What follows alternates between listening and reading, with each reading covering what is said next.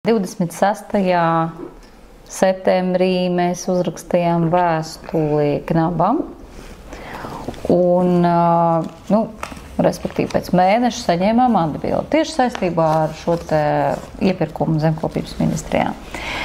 Zinot to, ka Knab parasti mīl saņemt konkrētus, tātad schematiskus jau norādījumus, kur mēs redzam problēmu, ja? Nepietiek ar to, ka mēs varētu uzrakstīt, ka lūk, izmeklējiet šo jautājumu, tāpēc, ka tur varētu būt kaut kas slikts. Parasti viņi uz tādām vēstulēm atbild, ka par ko jūs runājat, nav konteksta. Ja?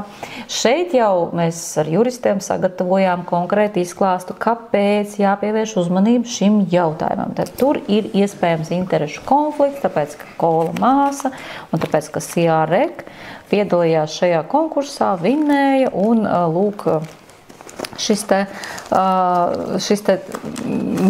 ļoti aizdomīgais šitas pirkums, ja, kurš īsti nemaz tā kā, protams, nebija vajadzīgs, iespējams ir radies šī iemesla dēļ.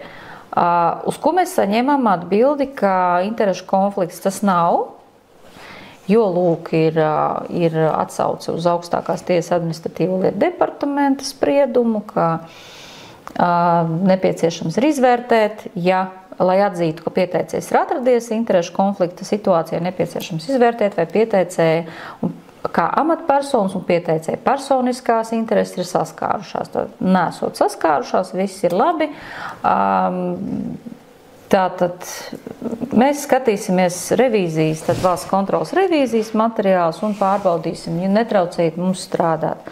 Tad lūk, tāda sajūta, ka Knabs ir tā kā pamodies pēdējā laikā no kaut kāda, nezinu, viņas iztraucēja laikam no kaut kāda miega, jo tagad ir gan armijas iepirkuma jautājumā kaut kas pabeigts, ja, lai gan arī ļoti dīvains secinājums, pieredzes trūkums, tas tāda ļoti interesanta diagnoze.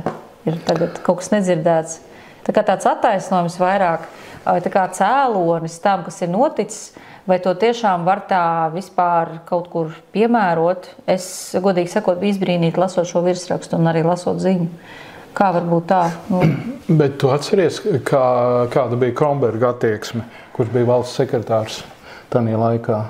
Viņš saka, ka viss bija pareizi, viss bija ok. Tā kā būs interesanti, kā būs Knaba attieksme tagad arī pret kancelēs vadītāju.